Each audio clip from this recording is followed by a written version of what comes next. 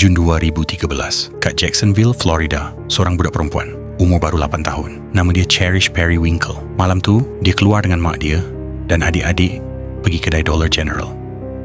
Kat sana diorang jumpa seorang lelaki, Donald Smith. Dia cakap dia nak belanja diorang beli baju kat Walmart sebab konon-konon ada kad hadiah $150.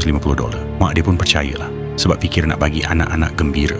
Diorang pun ikut lelaki tu naik kereta pergi Walmart. Tapi malam makin lewat dan masa mak dia tengah cuba baju, kamera CCTV rakam Donald Smith keluar dengan Cherish. Dia cakap nak pergi McDonald's.